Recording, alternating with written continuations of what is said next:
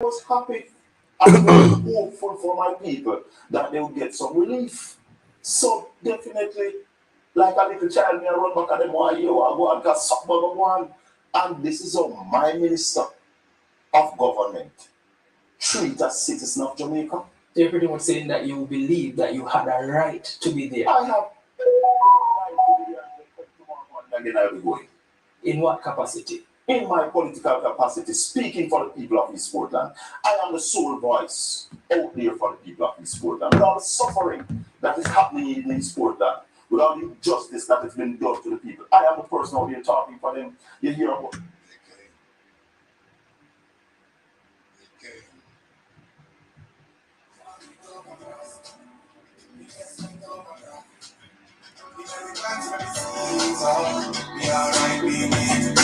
Citizens of Eastern Portland, are you a business person?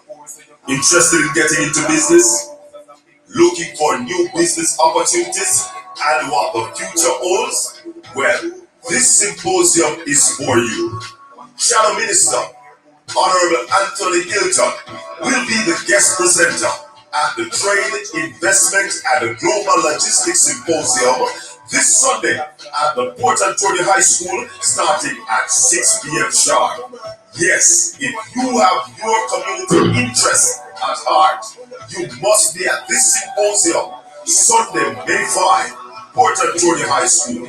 Come here, Colin Anthony Mel. Lay the roadmap for the development of Port Antonio and Eastern Portland. It's the Trade, Investment and Global Logistics Symposium this Sunday, May 5, Port Antonio High School, 6 p.m. sharp.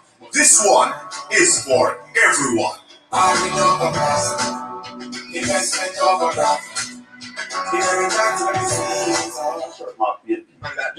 didn't even have an orange shirt. So do you think though that Minister Warmington is outside the scope of his party's control? And you asked the question in another way, and I answer you the very same way. Have you heard anybody from the Jamaica Labour Party reprimand him about it? The Minister of Information come out and reprimand what happened at the PNP HQ. Did you hear him or have you heard him say anything about what Evan Warmington said to me? That's two things, you know. But I'll show you the example. The fact that something happened at PNP HQ and the PNP was not in agreement with it, they came out and gave a statement and an apology. Yeah? So if the GLP was not in league with what Warmington said to me, they would have made a statement and an apology. Yeah? So the fact that none was made and none has not been made to date means that that's the stand of the party. So it's not an indication that they're unable to control him, it's just an assumption that they're in agreement with what he's doing. That's why it says. It's not an indication that they're unable to control him, it's just an assumption. Things that they pretend to be decent, that will not come out and say, you might not have said, that's not a boo and not a ducky conqueror. Alright, talk to us about your division and East Portland in general. What is your assessment of the incumbent's performance? As you heard me talk a while ago about nobody speaking for the people. East Portland has been run on autopilot. There's absolutely no management in the constituency, and that's why you have 3 roadblocks in 3 months? 2 in 2 weeks, the last 2. Because the people don't know what is happening. They don't speak to us. In fact, when you look at a road project like the Southern Coastal Highway from Harborview to Port Antonio, from Hector's River to Port Antonio, that's about 16 miles. That amount of work been done on the main thoroughfare, and to date, no public consultation meeting has been held with the citizens. There's a dust problem, there's a water problem, they closed down Blue Lagoon, the White River attraction was closed, and within 2 weeks it reopened. Blue Lagoon has been closed since August of last year. What is the difference? Why White River couldn't open and Blue Lagoon can't open now? Tell us. Management. There's no management in Port East Portland. Well, Portland is now been overrun with street people. You know, There, I take it easy, you know. neither from the mayor nor the MP. Oh, no, The complain. joke is on. No, complain. I put in the Everybody work. know that. We are But putting at the work. least now, I put in the communicate work. with the people and let people know when they go and get water, who go and get in them pipe, who go and get chop water. No communication. And they try to blame the water commission. They try to blame the contractors on the road. I want to remind people that the decision to cut up the contract. That was one of the calls where the pump on the road was a decision of this administration. Pusha Simpson signed the contract in 2015 under the last PNP administration. And we had to the back room work. Instead of them do some due diligence and wonder why we had to the back room work as well. To be built. Them decide that it doesn't make economic sense to build a new road from Albuquerque to Port Antonio. That's what all the shots when he was finance minister. And therefore, they told China that's how we fall down in the last election. That's how we have to put some serious training. Local man must get some of the things, but they must be supervised. The people who our taxpayers' money paid to supervise them are not supervising them. I don't know because there's money. An unwritten rule that a contractor should exactly. Never have the proper organization to execute on the deal. The entire length of the contract. You say unwritten rule. Yes. How do we know? Let me call you back when we done 11 o'clock and I start actually on my live, you know. That so we chat. The thing is, you should go more than 3 kilometers at one time. So you dig up 3 kilometers, do all of your work you're doing, do your pipe, do your pressure test, then you fix back that and put back that in a nice drivable condition. Then you dig up another 3 kilometers. But because there is no management or supervision, the contractors get to do whatever they want. And if you can make money easier than going through the right channel, you don't go and make the money. So you talk about the incumbent, there's no management, no supervision, nothing happening. All right, hold that thought 1 second. We go for our first break. This is The Conversation. Morning, everybody. Morning and welcome to Portland Spice TV. Yes, we're coming to you live from the studios of A Bright Night Productions Limited. Yeah, man, Portland Spice TV, we're there here.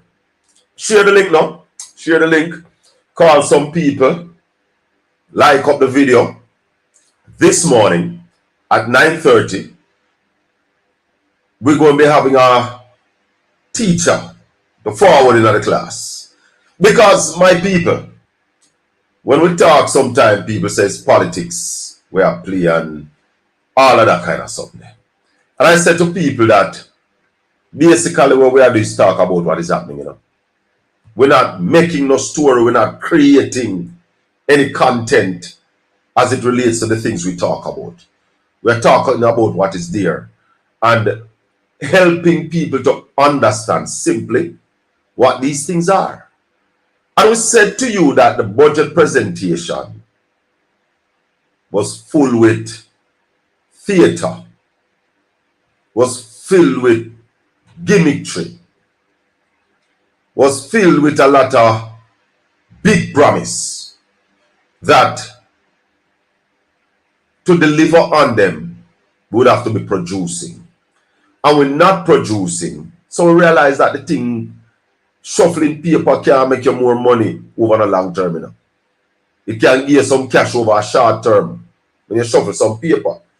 But shuffling the papers don't send away the payments that you have to pay every month or every year or every 5 years.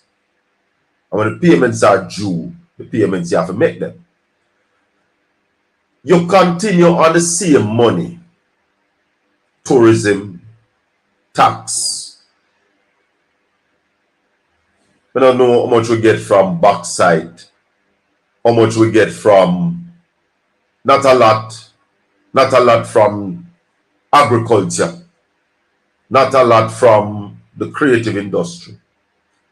So we knew that trouble had come, Rasta. And now that the trouble come, trouble needs to be fixed. Because, as we always say to the item, we have to earn. If we don't earn, we can't continue to pay off the debt. You can borrow from Peter to pay Paul. Make us listen a little more of this thing. After our children, not one word. And that's why I said to you, my brother, there's no management in East Portland. Also, for the sake of our viewers, we are saying this is Mrs. Anne-Marie Vass. She is the current member of Parliament. And you agree? So I heard. So you heard. Yeah. So I'm not seeing the reasons to say, yeah. Now, tell us, you are the People's National Party aspirant for the East Portland constituency. If you are elected, well, first of all, why should we even consider you to be the ideal candidate? I have a vision for East Portland to move our people from street side meetings to business meetings, to create wealth for our people. And Port Antonio and Portland, East Portland, as any one parish, have the most natural attraction in Jamaica. In fact, cruise shipping in Jamaica started in Port Antonio. Right now it's non-existent. We're going to bring that back. We know what used to happen before. We know how the thing used to structure. Let me stop right there, sir. Because we want to tell you about Sunday. This Sunday, May 5, Port Antonio High School. It is going to be a Sunday that we're inviting all Portlanders who have an interest in seeing development, investment in the parish of Portland. East Portland, where the capital is Port Antonio. You want to see things happen. You're not satisfied with how the town is being run. You're not satisfied with the level of investment that we are getting. You're not satisfied with our schools, how the plans are right now, what equipment our children have. You're not satisfied with the opportunities for creating business, for developing new business, the opportunities for getting a high-paying job. You're not satisfied with the amount of money we are make. You are somebody who believe we can make more money in a East Portland or in a Portland. There is a symposium this Sunday evening at 6 p.m. at the Port Antonio High School. And we're inviting all of you. If you are Labourite, we're inviting you. Please come. If you are PNP, please come. If you don't support any other political party, please come. Once your interest is about Port Antonio and Portland and Eastern Portland, and you want to see physical things happening that will make a difference, that will change people's lives, come to the symposium. It's a symposium on trade investment. You hear what I said? Trade, investment, and global logistics. Port Antonio is a port. We have 2 international ports of entry in Port Antonio. Oh, long, what? We don't realize that? We don't realize that? Sure, man. We need to get this place moving. And like, talk to a man the other day and him say, boy, him start worrying now if him ever see the development happen. He's worried now if he's going to be here to see that development. Because I think him the closer to 60 now. And a lot of us are concerned what it is that we are going to leave for our children. I'm talking to Portlanders.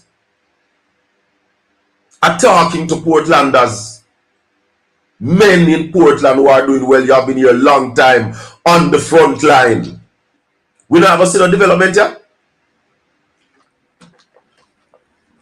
We don't have seen no major investment.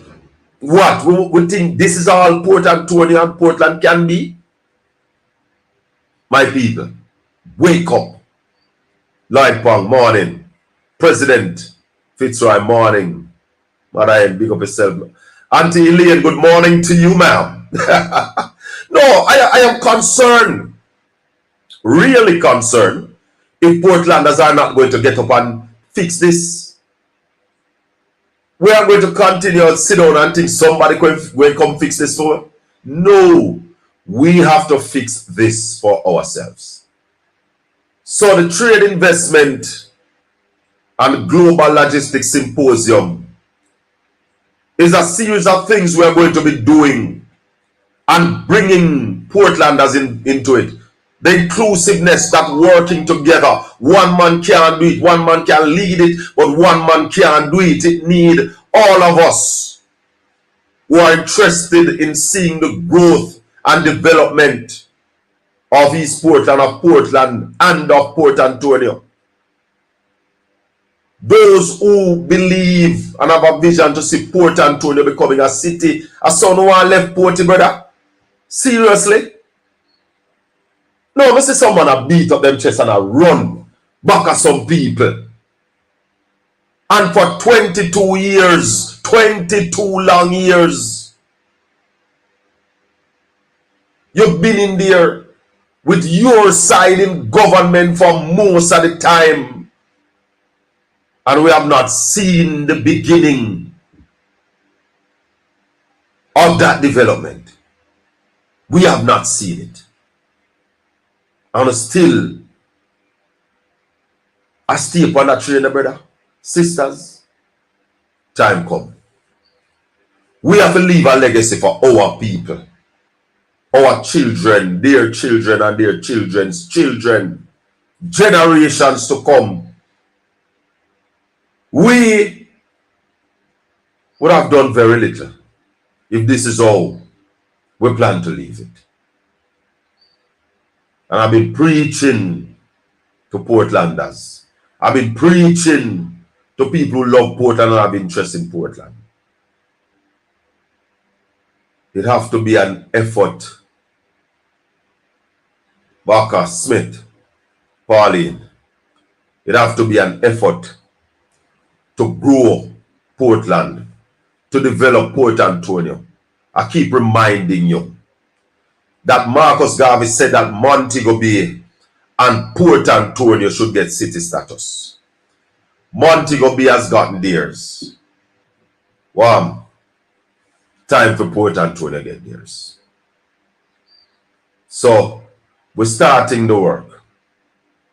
We're starting the work. Tomorrow evening, the symposium is going to be on. It's going to be at the Port Antonio High School, starting at 6 o'clock. Honorable Anthony Hilton, Shadow Minister for Trade, Investment and Global Logistics, Member of Parliament, will be coming to Port Antonio. And he will be talking to us on trade, investment, and global logistics. We can get some of the sea movements. We are strategically positioned or located where we can get some of it.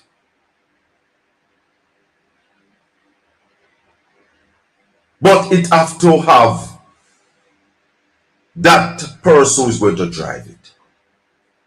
I mean, I said to the item, me see it, me understand it. Give me one chance. Make we deal with it. Come to the symposium. I will make a presentation laying down the roadmap. Anthony Hilton will show you the government policies. Show you say we have support for the things them we are talking about. We have a government that is looking at Port Antonio. We are going to have a government that is now believing in Port Antonio under the leadership of Mark Jefferson Golding. I mean, I said to the item, share the vision, join the movement. So we talked earlier about the budget, and we pointed out some of the things. So this morning, we are going to invite Ralston Hyman to come teach a class. Because, you see, we don't understand people. This man says some things, and the man said the wrong direction. And when it prove, people still are doubt. Some people are doubt what them see before them eyes. Jermaine. Oh boy. May I tell you though? So we are here to do the work. Educate the people.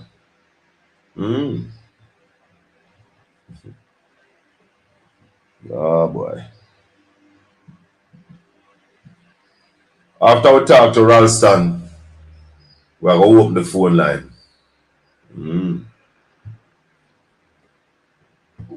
going to go into organized farming, organize our people, get them into agriculture, because the next PNP administration, one of our mantra is to bring down the food importation bill by at least 20% in the first 5 years of our administration. And that's a policy. If you talk to the minister, our opposition spokesman and finance, Julian Robinson, he'll tell you that that's a policy at the PNP. So we're going to get into organized farming, to organize our people, get some of the idle lands into idle lands. We're going to bridge the gap between the College of Agriculture, Science and Education, which sits in the constituency. We're going to bridge that gap between them and the farmers so that the technical skills that the college possess, the farmers can have access to those skills and those know-how and the best practices so that we can get into farming. Because I tell you this, Jamaica should not be importing 1 ounce of meat.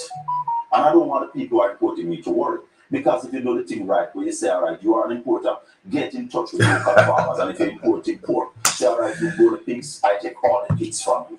So you won't be cut out of business. But it's just that we're going to keep the jobs here and allow the Jamaican dollar to breathe a little bit because of the pressure on the dollar. We are going to set up Navy Island. I don't know if you know Navy Island. Navy Island in Port Anthony. Have you any idea that Navy Island is 78 acres of land? 78 acres. The United Nations named Jamaica the indigenous place for reggae. What have we done? We are going to build up Navy Island to what I vision as World Reggae Park. Build a 5-star hotel on it, put a statue of all reggae icons around it, digitize the statue where when you go on the island, you can go up to the statue, push in your thumb drive, swipe your credit card, download whatever information you want from the statue. We're going to make marijuana legal on the island. Like when you Hold on there. Hold on. So, though that was an interview we did with Scene TV back when that incident that it was. And we're just showing people that we are consistent about what it is that we say we want in Portland and what we intend to do. So the work that must be done, that is not being done. No part of it now do. So the work,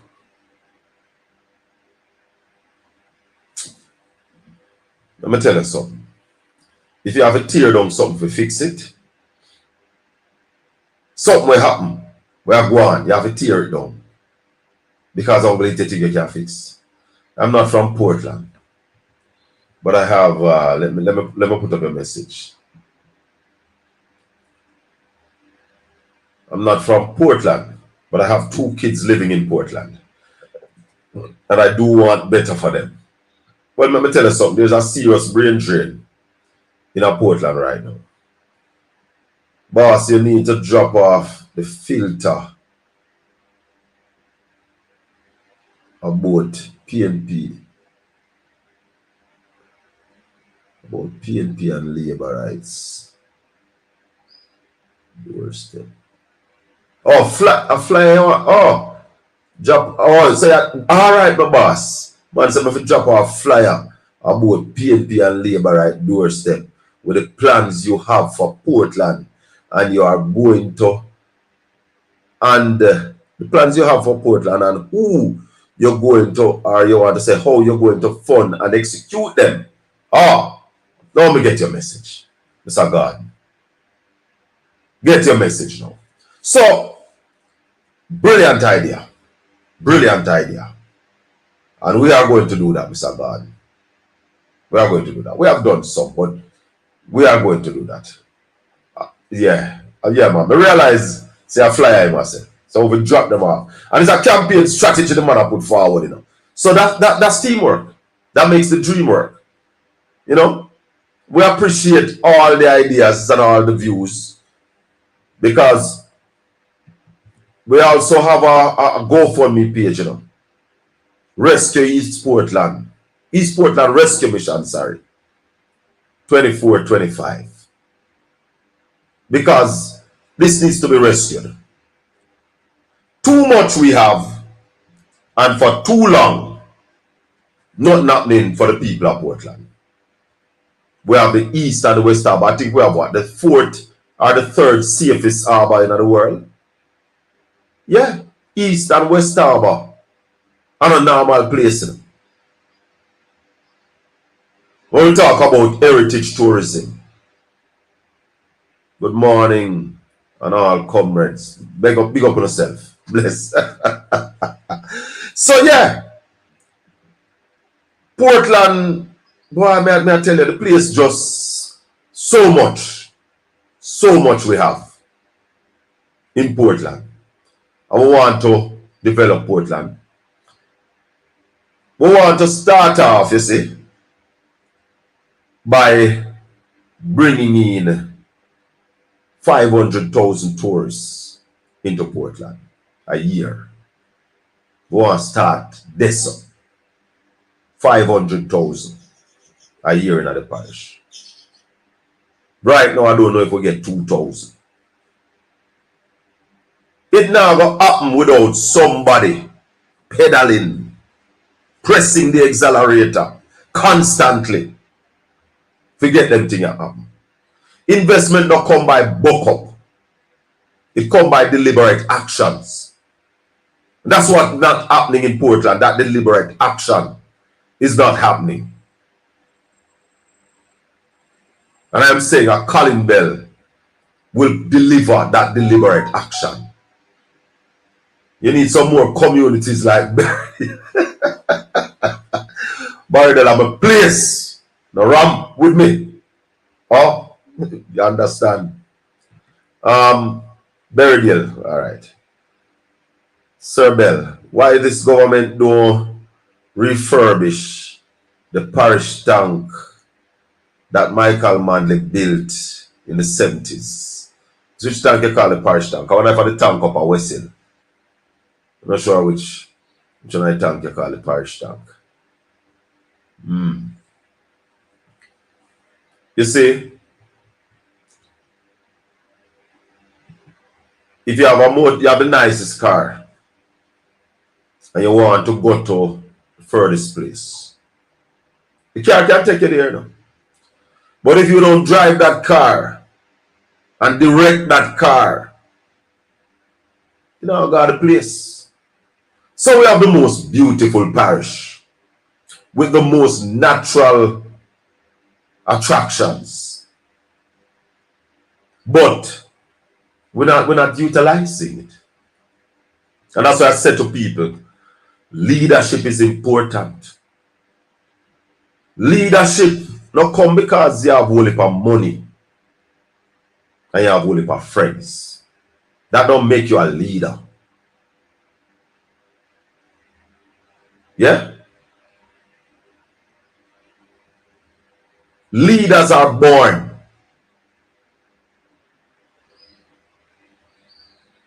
And develop.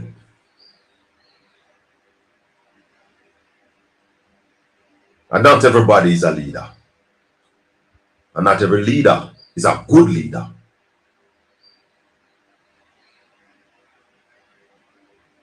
So, the people who choose have to look and look deep. Listen clearly. And that is why the Bible tells you, it's not what you eat defile your body, or what you say, what come out of you. So words are not mere pure wind, or mere wind. Word sound is power. And I see a man try to criticize me by saying, dream. Basically what he's saying is that to have a vision are rubbish. And all you talk about a vision. No. That's why we are in the trouble that we are in. Because my favorite book says where there is no vision, the people perish. That's why people of Jamaica perishing. Perishing.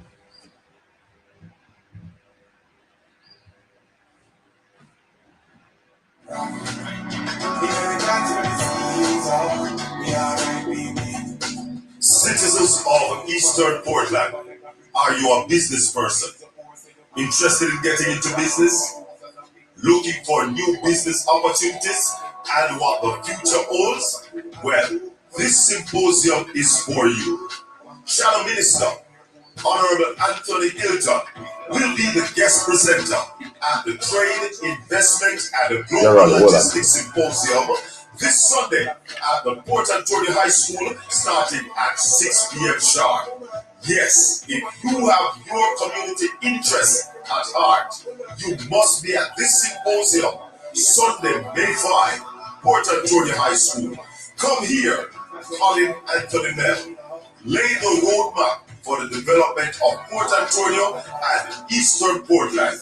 It's the Trade, Investment and Global Logistics Symposium this Sunday, May 5, Port Antonio High School, 6 p.m. sharp.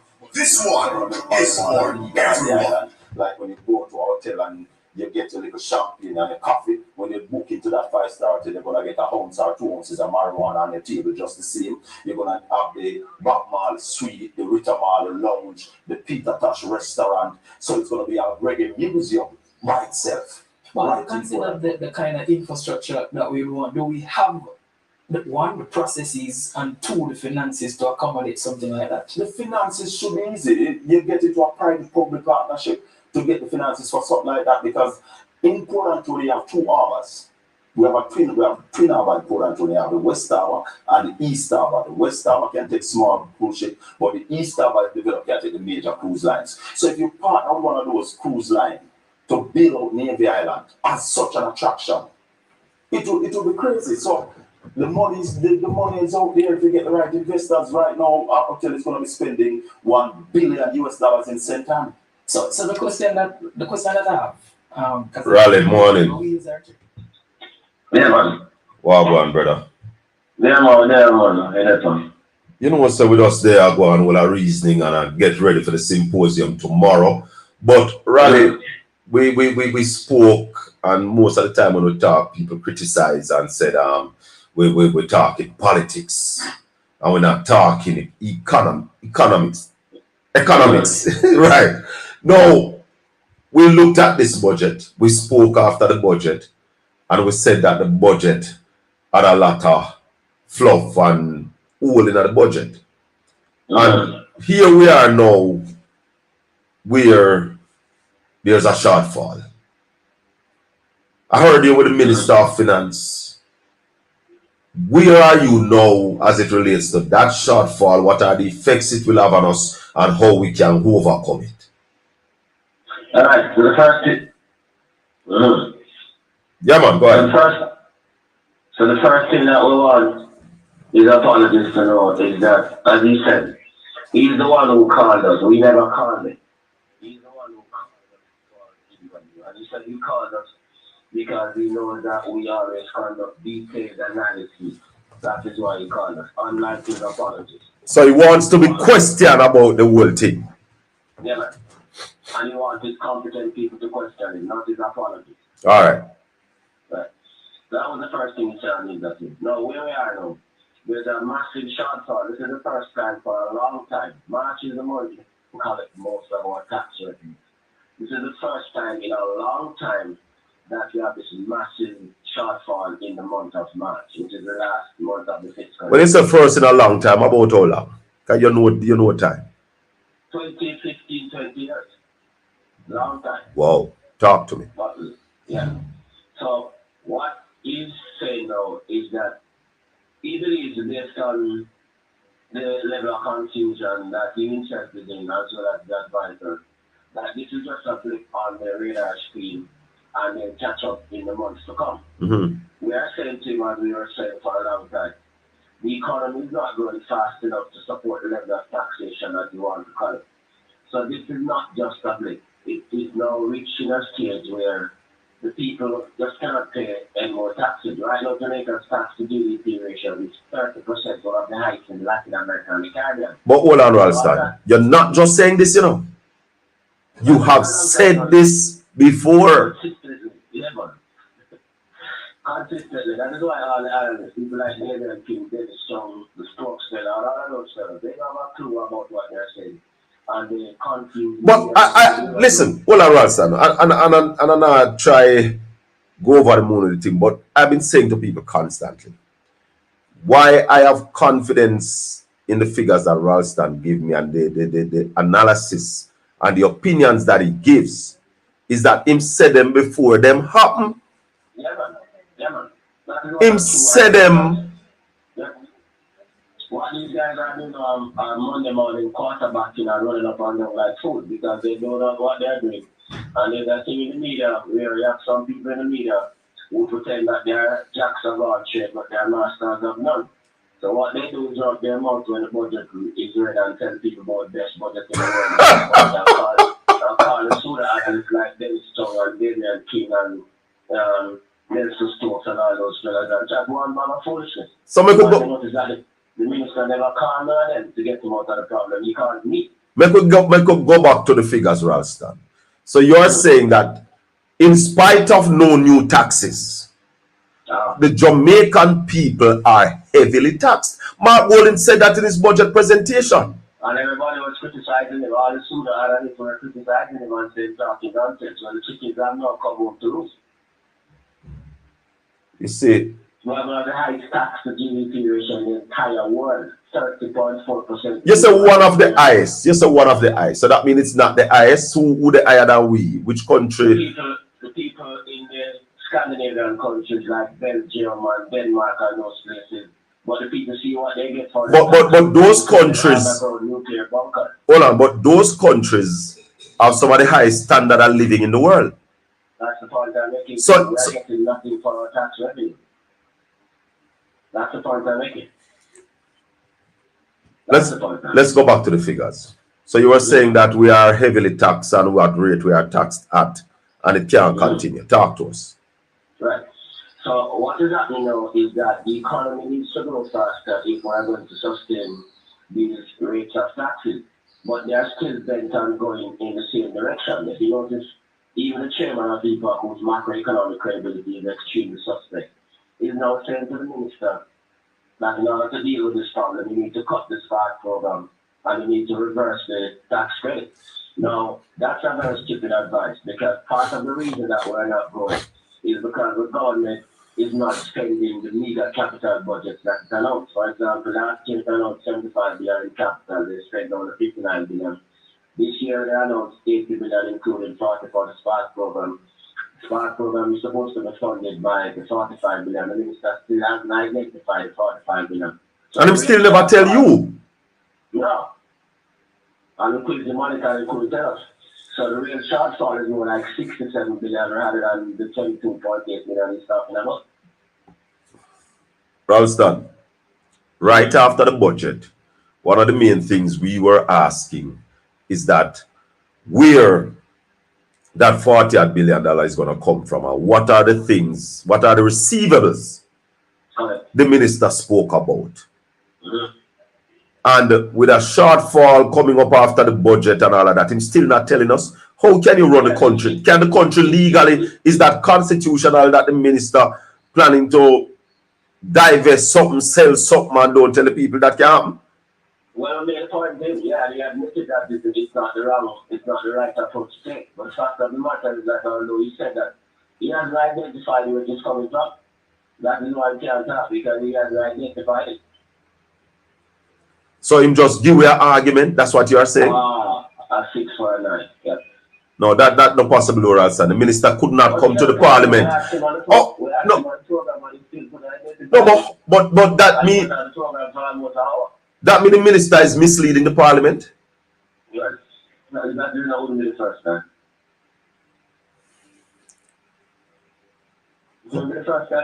So you are saying that the projects that was announced under the Sparks program You're saying those projects should not be cut? No, because if you want the economy, remember, one of the reasons that we are not going as fast as we should is because there's very little investment in infrastructure, particularly road infrastructure. Remember, if an investor is going to build a hotel in more the road, Yes. one of the reasons why we got all those hotels that we got the Spanish invasion was because PJ built the highway. But they said the PNP did nothing in 18 years. That is just nonsense, man. If you notice, on the sooner as the United Kingdom comes back and says, by the way, the debt to GDP ratio is heading to by way towards in 1976. 63% on American money. When they said it was the worst time in the history of Jamaica. These fellas are very consumed. But Ralston, if we develop this infrastructure, though, how are we? What is it that we are going to produce? So because we can't just develop the infrastructure and then you spend that one piece of money there. What we are going to do after that? What we are going to produce? So we are going to start earning. All right, watch you know. Minister Bartlett, the great marketer, is consistently saying, based on demand study, the agricultural sector must produce more of the inputs for the tourism sector.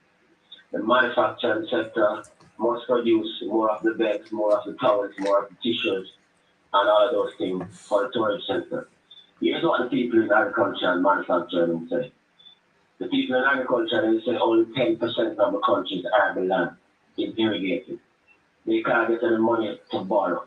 Yeah? The people in the manufacturing sector, they're saying the same thing.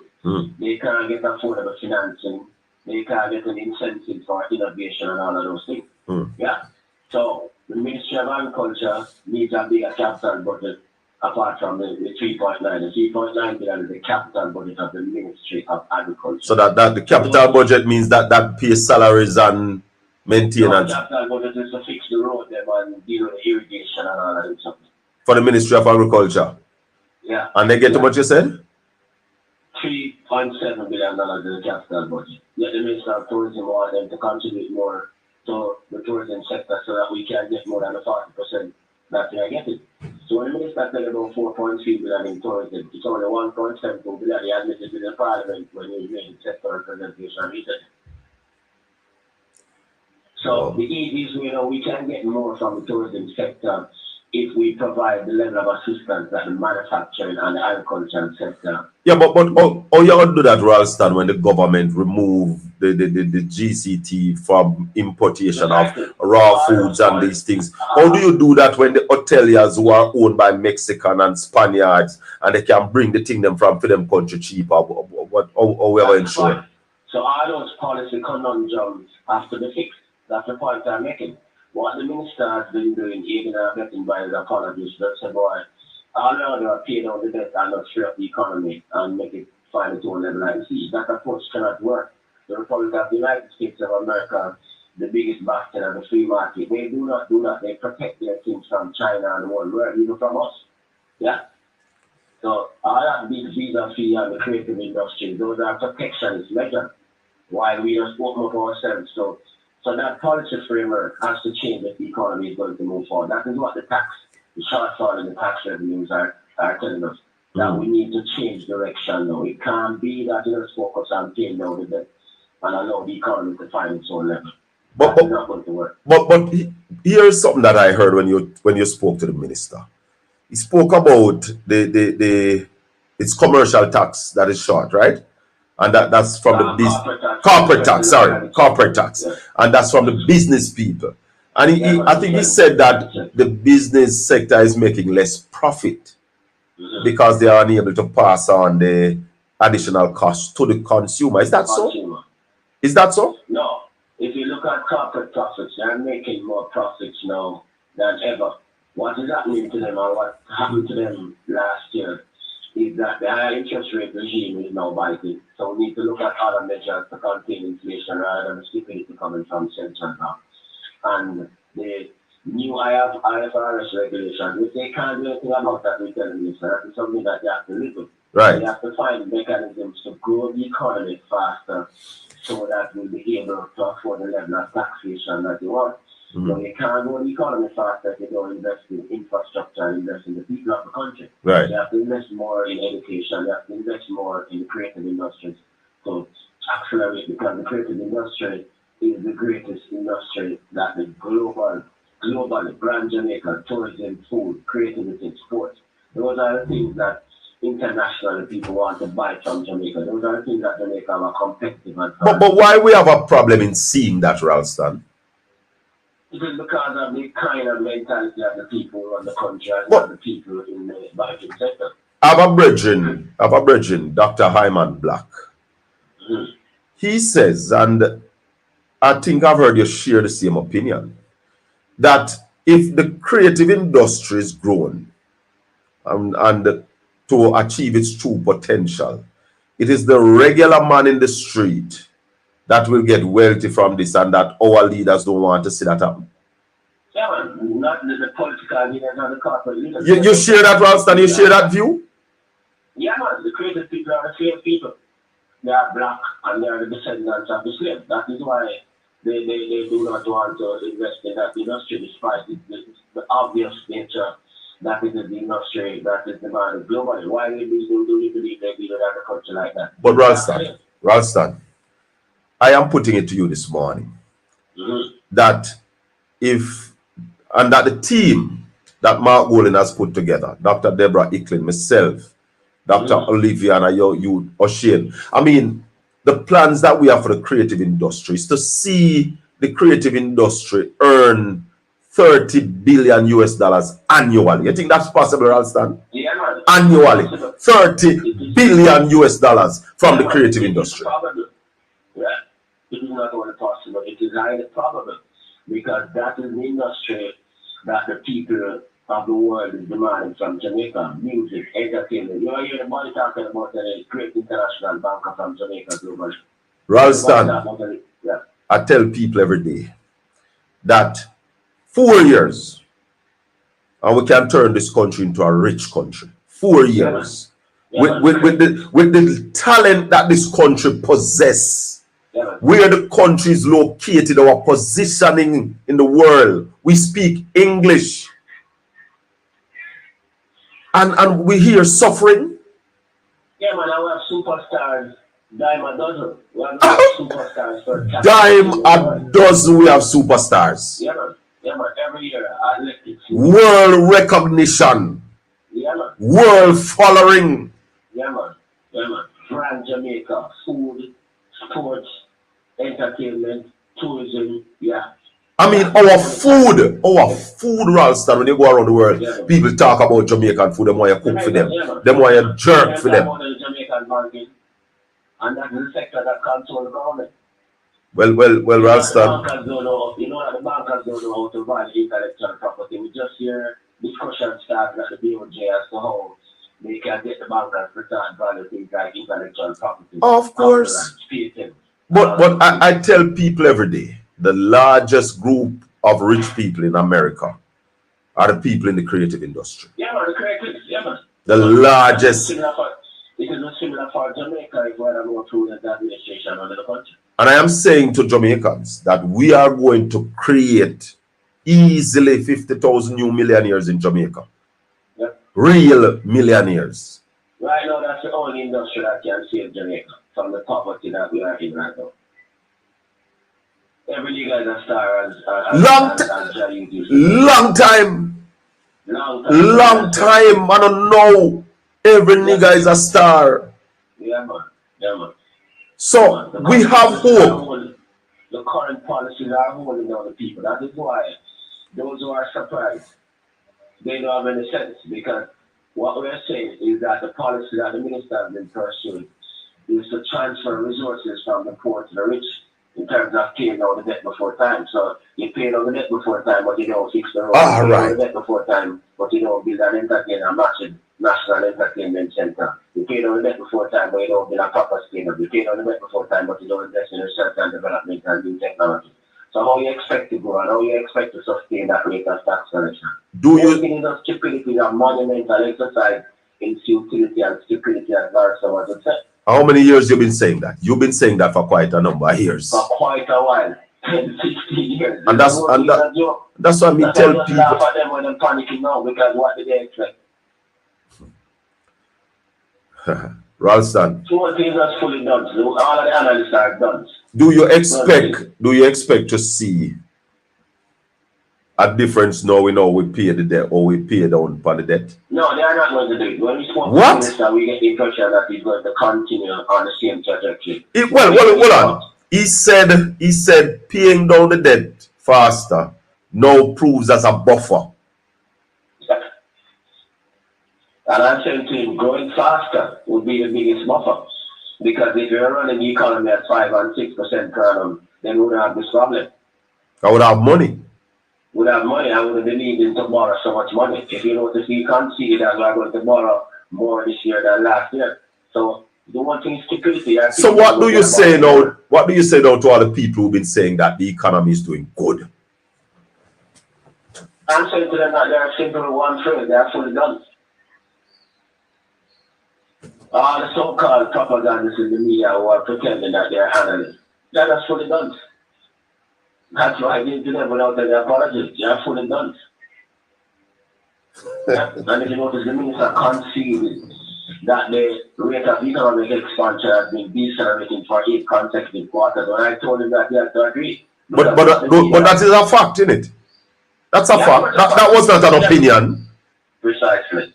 And that is why I'm going to tell you, when the media started releasing these things, the media come and tell the people that the economy grew by X. They're not doing the comparative analysis and say, by the way, for the last quarter of 2022, we grew by 3.8%. For the last quarter of 2023, we are now down to 1.7%.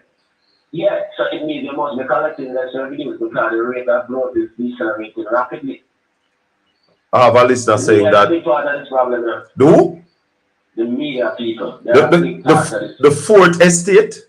Yeah, man, a big part of the problem. Are you saying that the fourth estate has now become a part of the mansion, the main estate? Of course. Part of the government's propaganda apparatus, of course.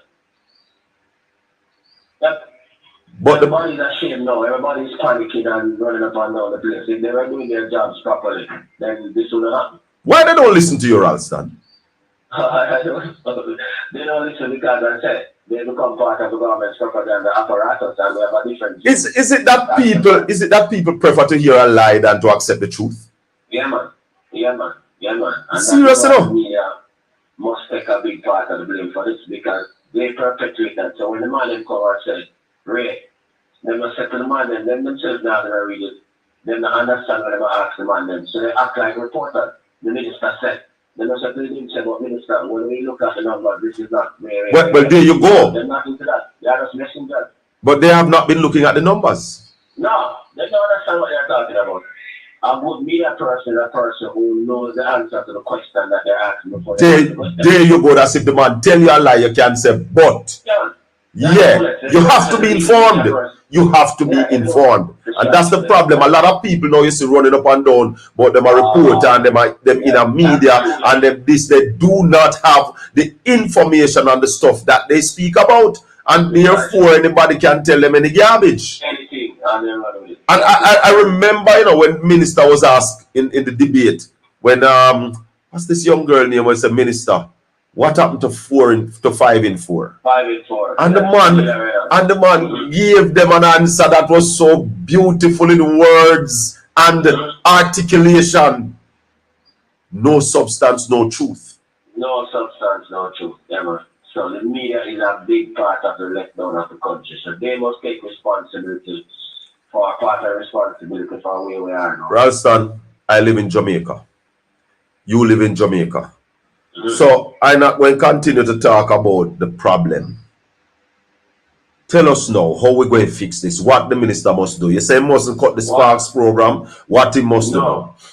What the minister must do at this particular point in time is slow the pace of debt reduction and maintain the capital budget because it's the capital budget that is going to allow us to grow. So cut the fat from the payment. Yeah. Cut the fat from the debt payment. Yeah, man, and pump it in places like agriculture, in the manufacturing sector, in terms of research and development and all of those things, improve the transport sector, That is what we need at this particular time. And no cuts to those areas. What we need to do is to reduce the pace of debt reduction. Because we're now at 72%. We're coming from 147%. Many people don't know. Jamaica is the third fastest debt reduction in the world in the last 10 years now. But the minister like that. That's what the minister enjoys. Precisely, I know. That is what I'm saying to you now. We have to change that because that is the message that the revenue shortfall is sending. But how you tell him to change that now when the world are big him up and that the money I talk about? Big up out of the world. Fitz and Finch and Moody's are give him some ratings. Precisely. So here's the problem though. One reason that the Minister of Finance has to be a member of Parliament is that he has a constitutional responsibility to the people of Jamaica. To look after the people. This minister is more looking after the financial communities, local and international, rather than the people of Jamaica. And I'm saying to you, if they continue this trajectory, continue on the current debt pace of debt payment, cut the capital budget, things are going to get harder, and the 10.8 lead is going to become 15 points and 20 points, and they won't survive. Right now, I'm telling you, they won't survive. Because the level of hardships that are going to be imposed on the people, they can't survive. And we're going what level of hardship are you talking about, Ralston? So, right now, the people have a problem with roads and water. If you don't fix those things, then, a big problem. But those who are announced in the budget and you are saying to the government, don't pull back on those projects. Go through with those projects. No, if they pull back on those things, they're going to be out of office. So you are saying that they're going to run with it? No, they can't run with it. What Hold on, the man. I said, to slow the pace of debt reduction and keep those things going. So that's what you are saying for them to do? Yeah. But same people who have limited macroeconomic credibility telling them to do the opposite, cut the capital budget. So remember, the capital budget is already insufficient. That is why we are where we are. The capital budget is a budget that leads to a multiplier effect on an expansion of the economy. They have not been spending the capital budget, and that is why the rate of economic expansion has been decelerated week past quarter, and that is why they have not been able to make the tax revenue. So I'm saying slow the pace of debt reduction and fully spend the capital budget. Concentrate on areas like energy, concentrate on areas like agriculture, concentrate on areas like creative industries. Yeah. How much they're paying more on the debt by? What's the overpayment on the debt? This year, the debt service charges amount to $491.2 billion. The primary surplus is 6% of GDP. When we started in 2013, after they crashed the economy, the punishing primary surplus that we got was 7.5% of GDP. After the past 10 tests, we got them to bring it down to 7% of GDP. Since then, the debt to GDP ratio is now down to 72%. Barbados has a debt to GDP ratio of 115%. Their primary surplus is 2.5% of GDP. So we should be running a primary surplus of more than about 4% of GDP max. All right, so in our real figures, what that primary surplus work out to? That work out to 183 billion. So if we reduce the primary surplus to, say, 4% of GDP, that will provide us with $75 billion. So that will take care of all of the problem? That's the point I'm making to you. So why they would want to? So that sounds like an easy fix to me.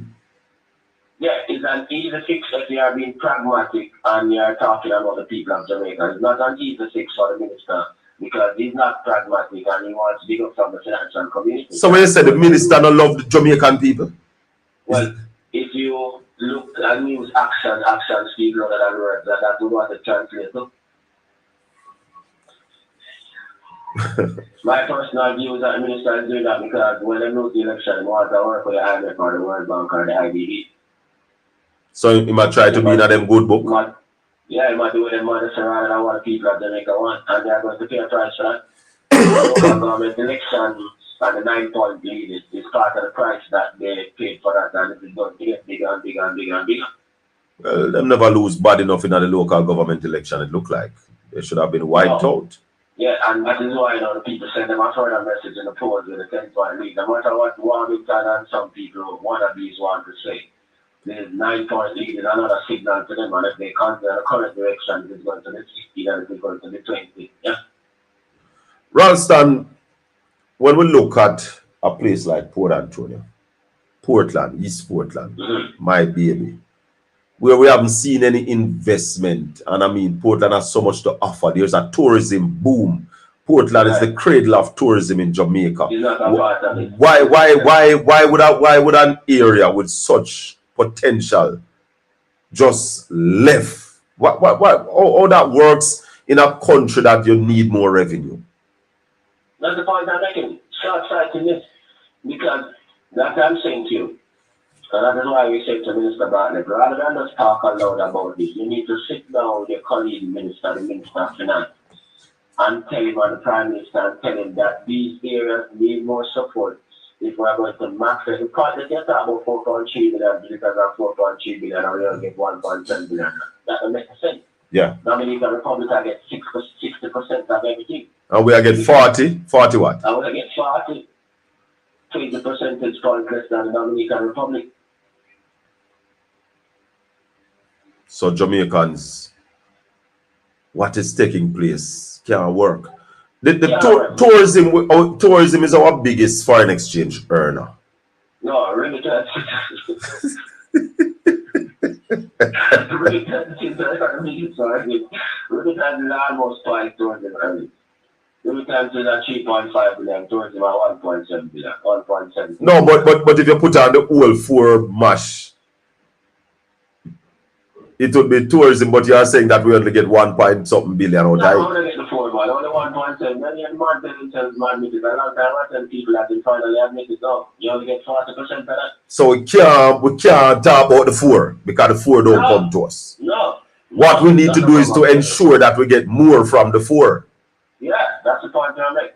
And the manufacturers and the agriculture man must ensure that we get more. But Ralston, must provide more support to them. When you get these investors to come in and to build these hotels, there's nothing in the deal that says you have to purchase this in Jamaica and this no, after. They tell them they can't go out and which is unlike what down on them place. Down on them money make them know so you have to buy from this from all people, you have to buy that from all. Yeah, but that's simple business practice. Precisely. Me I let you in for my business. There have to be some things that we work out where will benefit me long term and benefit my people. Yeah, man. Yes, I'm a good master, but it's not a good business, man. Let's sell the country, shot. But in terms of tourism, Ralston, tourism is growing around the world. It's not just Jamaica tourism are growing. Correct. So, and like. And we have the next product. You only sell the man and fancy and something, now sell the man in the creative industry. But that's what I'm just about to say to you. We not really sell all our product. We just basically sell what is seen, what is obvious, the sun, sea, and the sun. Precisely. There were 2 certain people. Here's another key. In itself, sir, the Exim Bank provided $2 billion in 4.5% loan to the people in tourism. 2 billion. Get the money with agriculture, trying to get $200 million. So you see the difference. You want them to do more, but then can't get the money. Get the money with tourism. We want them to the money can get $2 billion. So 90 tourism entities got $2 billion at 4.5%. Wow. It's a full ton of much money agriculture get to borrow last year, 100 million. But I have never really heard the finance minister, Ralston, spoke to agriculture really. No, man. The finance minister, that's what I'm telling you. The finance minister only talk about finance. On the favorite towards the primary surplus and the GDP and the finance minister never talk about production and exports. But he presides over all of the money. Yeah, that's a part of the problem with the country. We have a finance minister who don't talk about real production and exports. That's an obvious big problem. All he talk about is financialization. You would have spoken to the Minister of Agriculture. Yeah. Is he satisfied with what he's getting from the finance minister? No, but he's afraid to talk.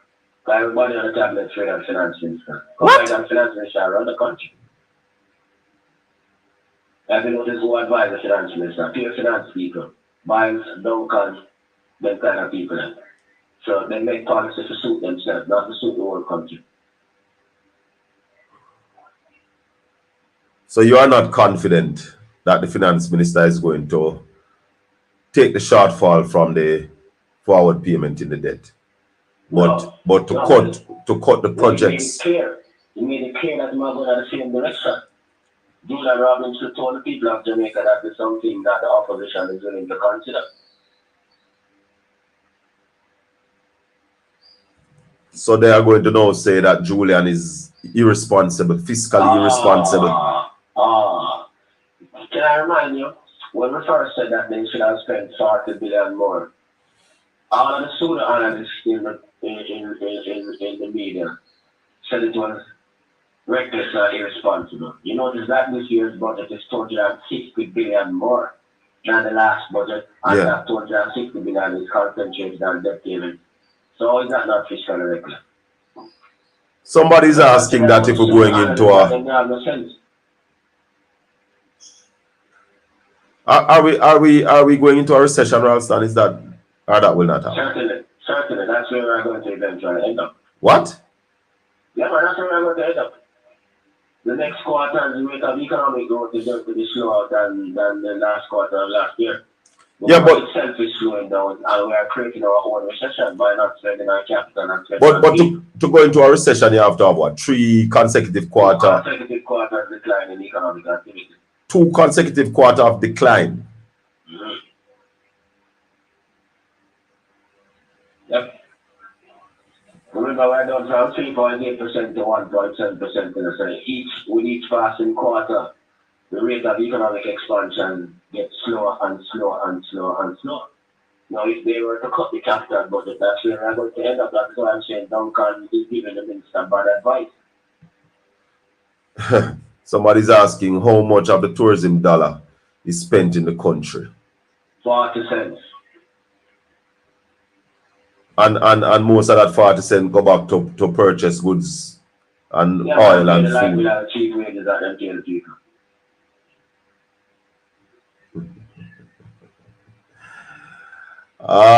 Boy, Ralston, the finance minister is now agreeing with Mark Golding that the March deadline should move to what? April? April, yeah. So why it takes so long to agree? No, because the finance minister is back against the wall, all of the boasting on the shorts on the red card. There's the finance minister red card himself. If you notice him on the analyst, then no. Notice who the man tells that me come to. I remember, I think it's at least twice in Mark Golding's budget presentation, he mentioned that the deadline should move. Yeah, man. Yeah, man. They'll give them more time to collect the money. Yes, that's correct. Yep. Finance minister now seeing back to the wall. You know what I'm saying? Things have to, just as you said, them always on Monday morning quarterback. Things have to happen first before them shit. Them can't see things before. Proactivity, yeah. The banks, Ralston, I got to that finally. They have put out some rules now and they're giving the banks a year to put certain guidelines, certain measures in place without any consequence if the bank fail to meet these guidelines. Does that make sense? Bank of Jamaica governor is extremely incompetent. We need a new governor of the Bank of Jamaica. That's the summary. Because part of the slow growth has to do with the behavior of the Bank of Jamaica. When people go to the ATM machine, they go for money to do transactions. But they don't get the money to show up the pace of that transaction. It means that firms take longer to clear themselves and means that they make less profits. The Bank of Jamaica governor is totally ineffective. Simple. You need to go home. I have an employee in St. Mary and called me yesterday saying he needs some cash. And him say boss, me drive come for it, man. He had done some work. And him drive come to Port Antonio. And when we got the Scotiabank machine, it's on the US dollars it again. Yeah, man. So I had to go to the NCB machine and pay for the transaction. More for the transaction. Yep. And they are saying a day like today, you can multiply that right across Jamaica, which is a major commercial deal. So you see how much taxes and revenue the economy lose because of that. The Bank of Jamaica government is incompetent. He needs to go home, man. And the banks are running the country or them want to run it. Yep, exactly. Well, he went to an IDB conference and told the people that. Can you imagine that? But how you make a statement like that? All right. How you make a statement like that? And what is really happening? Because he's saying that the BOJ don't have legislation to Right.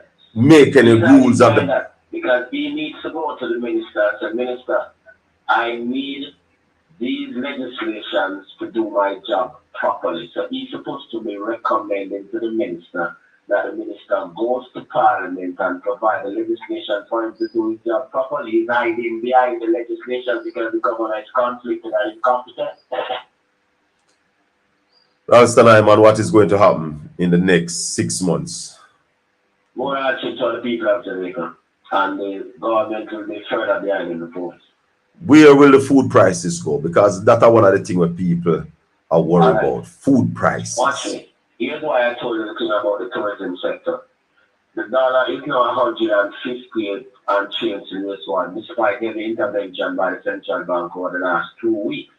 Every time the dollar drops by 1%, it costs us the debt moves up by 13 billion and the interest payments go up by $609 million. So think about it, a situation where the government has no revenues or revenue shortfall, and then it has to be paying more to service the debt. That's what is happening. So that is why we need to earn more foreign exchange, production and export. But people don't know that. So-called analysts, every time the dollar drops by 1%, the debt goes up by $13 billion, and we have to find $609 million more to service it. So anytime we see the dollar start drop, we problem. More problem. Yeah, of course. Big problem. And we drop from 156 to 158 and change, despite every intervention by the central bank. So what is going to happen to that $5 billion reserve? Well, it is going to continue to fall if he continues on that trajectory. So we need to earn more foreign exchange. That's the bottom line. We need to export more, produce more, and export more, earn more foreign exchange. Well, that we don't integrate in the tourism sector, with the creative sector, with the manufacturing sector, with the agricultural sector. Because apart from remittances, tourism is our biggest foreign exchange earner. So you are suggesting that the government pump more money into agriculture? Agriculture, manufacturing, yes, and deal with the creative industries. Get the banks to start recognizing intellectual property so creative people can go to the bank and get affordable loans and all those things, rather than car loans, which increases the demand for foreign exchange. Somebody's asking, Kirk, what if the debt was paid off? And that's the simple thing, if the debt was paid off, I would have no debt to pay. They would have more money to invest in the country. And we don't know to a common sense thing with Kirk. If Kirk had a mortgage on his house, would he pay off the mortgage on the house before he take care of his family? But let's put some reality to the question. How would I pay off the debt, Ralston? You can't pay off the debt unless you have to earn that money. That's how I bring it to common sense. All right. So which country in the world will have no debt? No country in the world pays have debt. America's debt to GDP is 124%, and America is the richest and biggest economy in the world. And them owe trillions. Trillions. America's debt is $35 trillion. What is Jamaica's debt? Yeah. What is Jamaica's debt? 124% of GDP, higher than Jamaica. And what is Jamaica's debt? UK is 100%. How much trillion Jamaica owe? Jamaica's debt is 2.2 trillion. 2.2 trillion.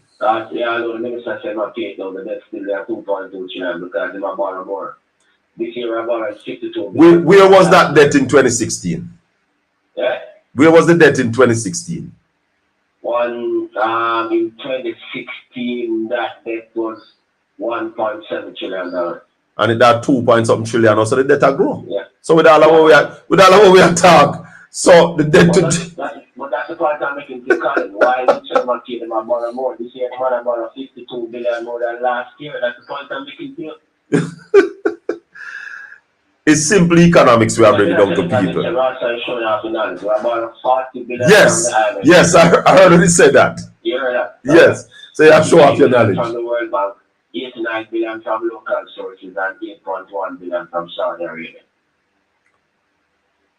We're borrowing from Saudi Arabia. What kind of deal that is now?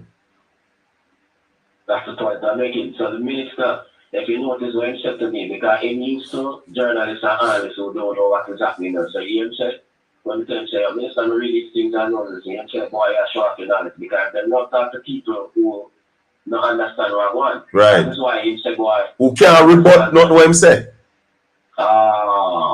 That's why when I leave you, I say, boy, I understand when I come on this program that I have to be on top of my game, because very, all right. You know, used to that. It used to little thing where he said he was run the program them and nobody don't know what I want, so they just report what he said. Fitzroy saying, ask Ralston if he knows why Jamaica has the highest departure tax for travelers, which cause the cost to come to Jamaica so high. Simply because the minister wants more tax revenues to pay down the debt faster than it is normally necessary. Somebody's asking, what is the interest rate we are borrowing at now? Jamaica? Yeah. Well, the money from IMF are cheap money, 4% money. Money from international capital markets are 10% money and change. In fact, the last time the minister borrowed 10% money to pay out 10% money. Lord God. So what's the percentage we're getting from Saudi Arabia? Saudi Arabia money is within the region of 5 to 6%. Also a little better than the international bank, but a little over IMF. Yeah, man, a little bit over the IMF rate. So that's not so bad then. Not so bad. Locally, local rates are 10% and change because the benchmark rate is 7% right now. So the government is borrowing money from our local banks at 8 to 9 billion from local sources. And we're borrowing that at over 10%. Yeah, man. So is that we can't get all that money from the IMF at 4%, or we have to borrow from these local banks? Well, I mean, we already have some maximum lending facilities in the IMF, 1.76 billion. So We can't go more than that. Yeah. Oh.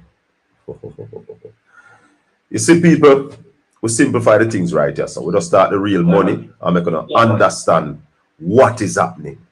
Yeah. So you are saying that this not $22 billion shortfall, but when you had the 40 that we don't know where it's coming from, it's $60 billion shortfall. $60 billion.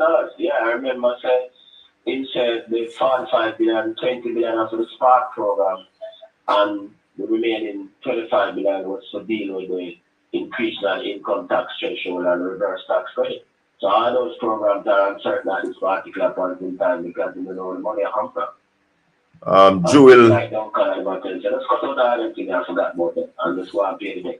Jewel is asking, why did the debt expand so much in 8 years? Was it due to infrastructure building? No, one thing that happened, you remember that they took the IMF money and never did what they were supposed to do.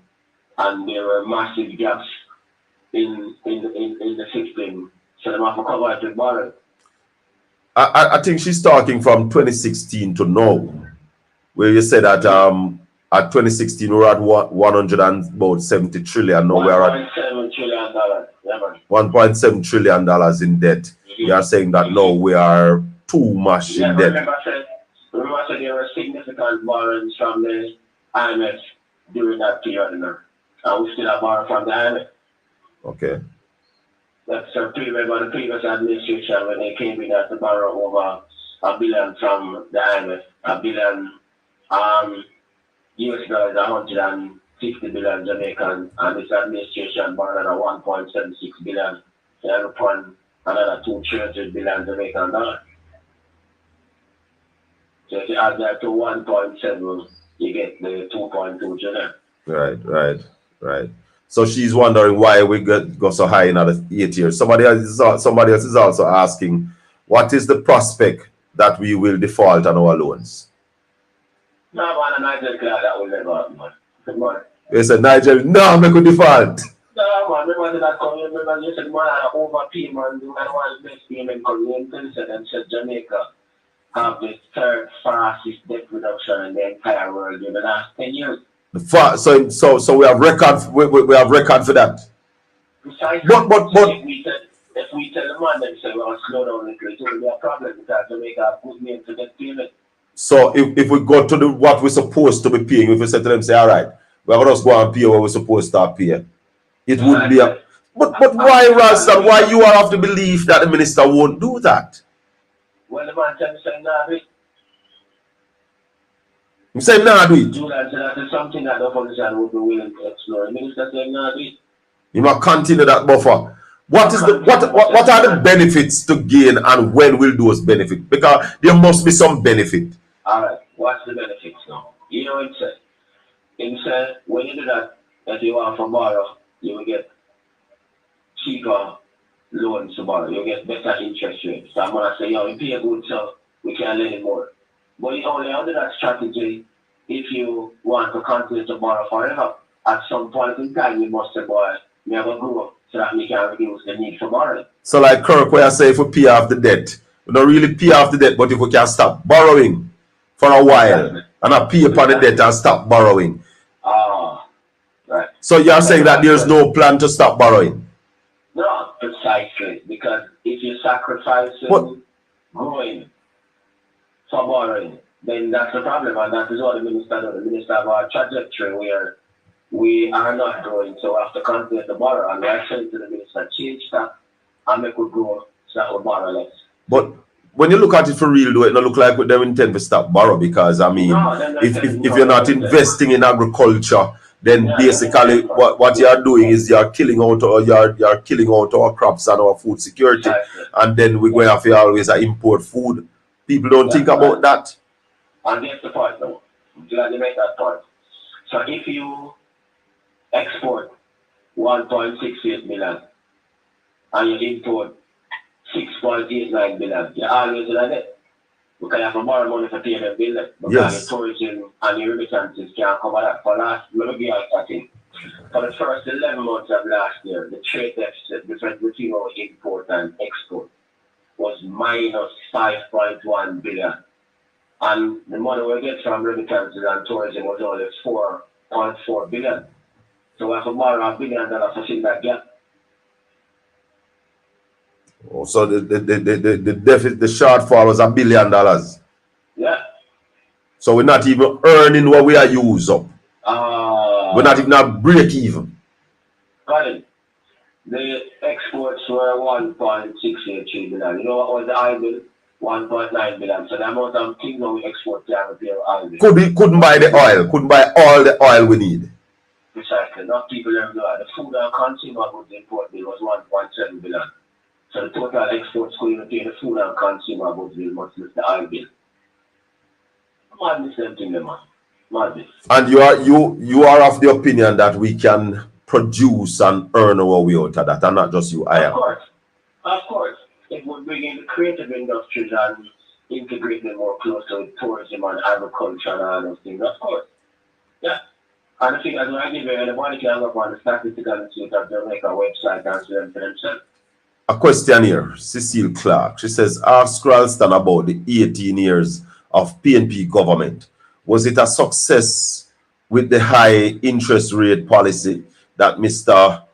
Ronnie Tweed said it was the biggest transfer of money from the poor to the rich since slavery was abolished? All right, good question. During that 18 years, when Omar Davies became finance minister, yeah? You see the net international return I talk about now? Yes. We're minus $500 million. So we never have no money. We do a $500 million upon the net reserve. We never have none. Yes.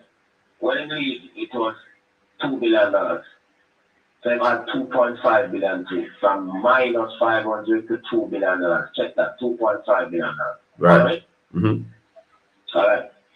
Unemployment before the 18 years was 34%. When Omar Davies leave, it was 9%. Poverty was 27%. When Omar Davies leave, it was 9%. During that 18-year period, we couldn't pass the IMF agreement until Omar Davies come. In 1995, we paid off the IMF, and we never go back to the IMF till the JLP came into power in 2007. You follow me? And back those days, the IMF was a different IMF from now. Was a rigid regime that dictates how you spend the money when you borrow the money. So to leave the IMF was a big thing back then. Enough people never realized that. Precisely. All right. That again. The inflation was 8% in 1989. For nobody reason it was 5%. The fiscal deficit was 9% of GDP in 1989. For nobody reason it was 5% of GDP. Mm-hmm. And you this one now, everybody talk about phone and digitalization and ray. Yes. Came down while for the monopoly. Them alone. Yeah. Yeah, another 18 years, digital come. So everybody talk about phone now. And our People's National Party administration. Digital, Claro. Yeah. We get some phone savvy so that we can talk about everybody that on phone now and talk about social media and ray. Highway, everybody talk about highway now. When the highway started 18 years ago, we just say I waste money. So she can't have up that. So you are saying based on those figures and based on those figures, Cecile, then you can decide if it was a successful 18 years. And those figures cannot be successful in country. You can go to the IMF and find them, you can go to the World Bank and find them, you can go to the Bank of Jamaica and find them, you can go to Staten and find them. By the way, the net was 972 billion in 2007 when the TNP left office. By 2012, it was 147%, 1.6 trillion, and we were locked out of the international capital market. So hold on. So you are saying, because it is something that I want to have a discussion. I would love to have a discussion with Dr. Clark, or if you could have a discussion with Dr. Clark on that period under the GLP between 2007 and 2000 and December 2011, December. They pretended that it never happened. And many of the supporters pretended that it never happened. But we want to do the work and fix what the place knew that it happened. You are saying, hold on, you are saying that up to 2007, Jamaica's debt was 90 what? 972 billion. 900, so it never reached a trillion. 972 billion US dollars. Yeah, man. And between 2007 and 2011, it got to what? 1.6 trillion. In 2007. So them put on 700 billion on it. Precisely. And then got us locked out of the international capital markets because they mismanaged the IMF agreement and took away the IMF's money. What do you mean them take away the IMF money? Alright. When the crisis started in 2008, they came into power in September of 2007. Remember the history. Yes. And when the world crisis started in 2007, all the Shaw Ed Bartlett said it will help Jamaica, it will affect Jamaica. That big recession, the massive meltdown. Yeah, 2008, the Great Recession. Yeah? Ed Bartlett, Arthur Shaw said it will help Jamaica. Bruce Golden said going to the IMF was never necessary. Then, at that time, the international reserves run down from the 2.4 billion over left to 900 million. Then they run down the IMF. When they run down the IMF, right? The only person in that team, they tell them about chief finance minister. We used to call them 1/3. Yeah? Who them? Arthur Shaw, Dwight Nelson, Don Webbing. Three finance ministers. Yeah, but we used to call them 1/3. Because Don wasn't a junior minister, he was a minister. Yeah, man. Yeah. Nobody in that team understood anything about IMF. Only Latimer there. And then they fired Latimer there in November of 2009. And then they got IMF and then took a standby facility rather than an extended fund facility. Take the money, IMF worked on IDB, then 2.4 billion upfront, then take the money and never did any other thing that they were supposed to do.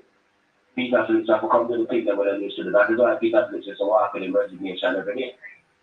To do what? To resign if a mistake was made? What? Precisely. Yeah.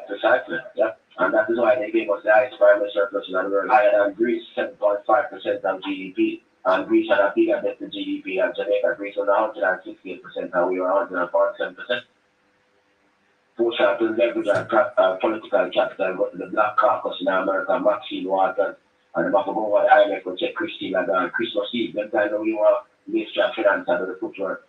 We'll never get an agreement until May of 2013. It's like a movie, you can get a movie, can't be the day. Yeah. Yeah, the JP people, they tell the Nigel Clark in a public life, the JP people pretend that never happened. but it did that. And really, that was what set the foundation and the guidelines for what is happening now, isn't it? Correct. Ralston, it's a teaching moment when I talk to you on a Saturday morning. We appreciate it, my brother. Yeah, man. One love. Yeah, man. Anything you want to add before you leave us? No, I will say to the minister, if the signal that you are getting, you are reading it wrong. It's not a temporary timing problem. The problem is that you are now maxed out. The economy is not going fast enough to support the level of tax revenues that you want. So you need to take measures to accelerate the process of economic growth. And the easiest way to do that is to get more from the tourism sector by more closely integrating agriculture and creative industries and manufacturing with the tourism sector, but those sectors need fiscal support. So don't follow the chairman of TPAC and cut the capital budget. Fully spend the capital budget. Make every effort to fully spend the capital budget in the areas of agriculture, manufacturing, the road network, as well as to get the banking sector to understand the creative industries and know how to value intellectual property and get the governor of the Bank of Jamaica to get the ATM machines to work if you want to see a change. Can they go back to Venezuela? No, this administration can't go back to Venezuela. Only a PNP administration can go back to Venezuela. Ralston, blessings, my brother, and thanks. Ever. One love. One love. Ralston Iman people. Listen to him every morning, weekdays, on Power 106, 9 o'clock to 11 o'clock, and learn some of the thing them. Yeah. Don't be bamboozled. Listen to the facts. Use your understanding and figure out what's going on. We take your calls, 804-7072. We take your calls straight and we take your calls on WhatsApp. You know, our brethren when they tell me say the shortfall I did a long time. Long time. The man tell me, you know, that there is a shortfall in the thing. And we see the shortfall now.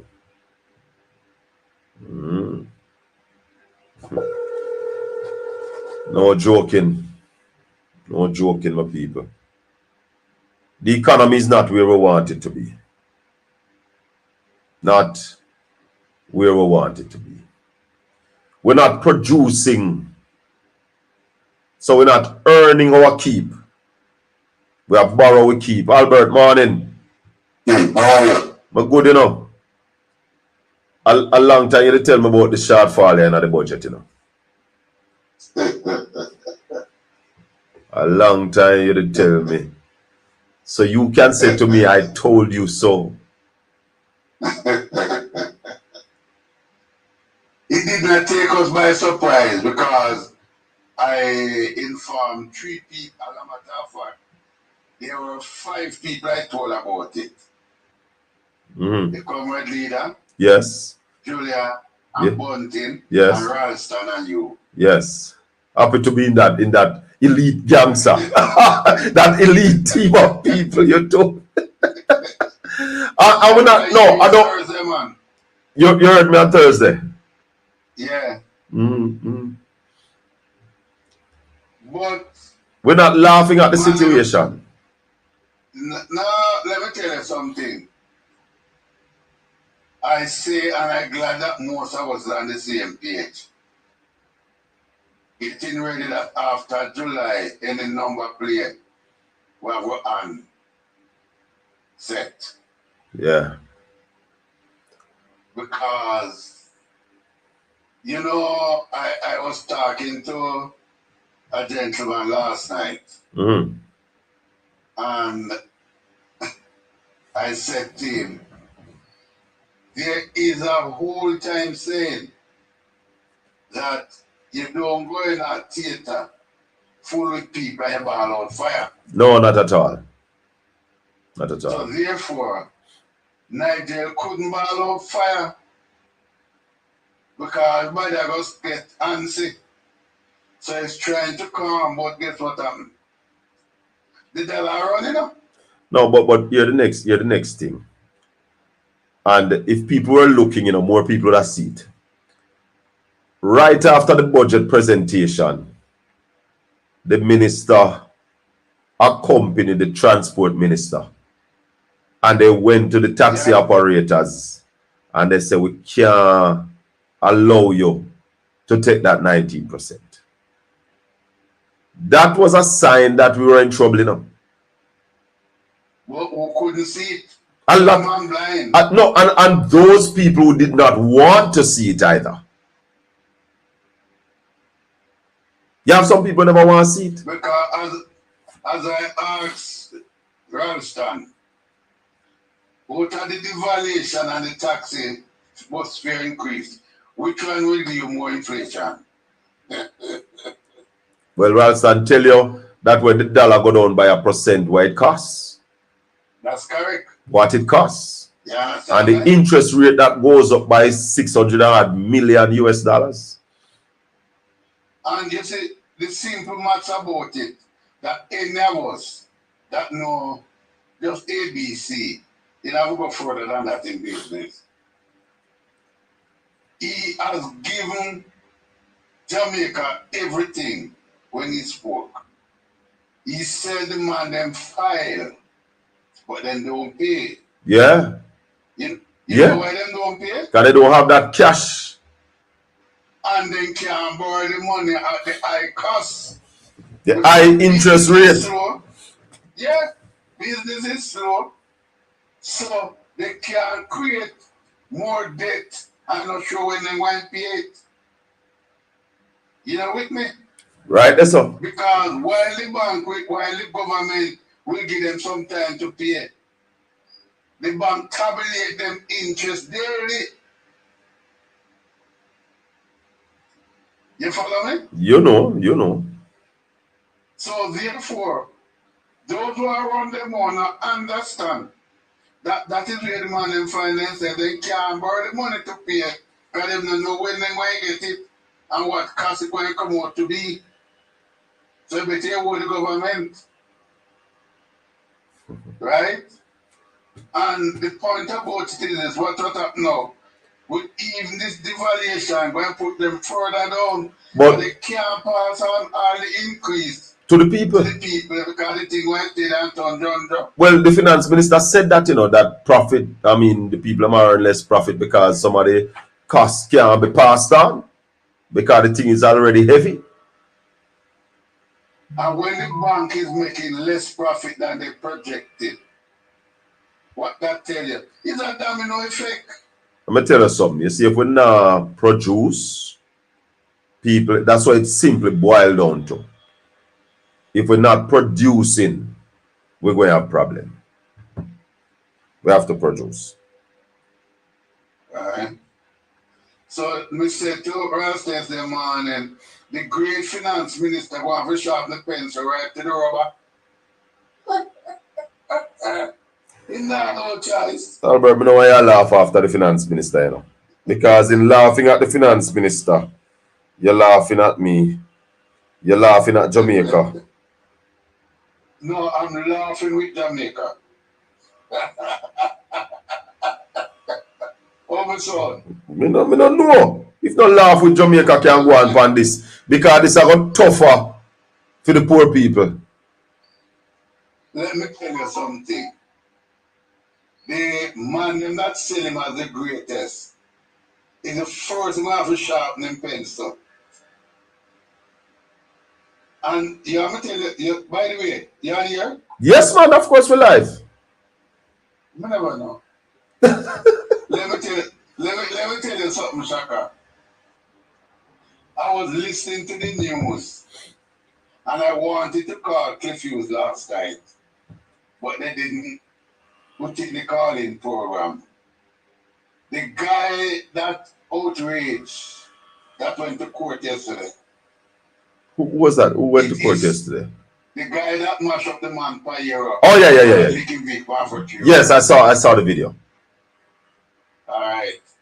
It is said He went to court yesterday and I was 60 a ticket and blah blah blah. You get bail? And he never got jail. He went to court yesterday. Them never lock him up. I don't get the impression. Me almost sure they locked him up. I'm almost sure.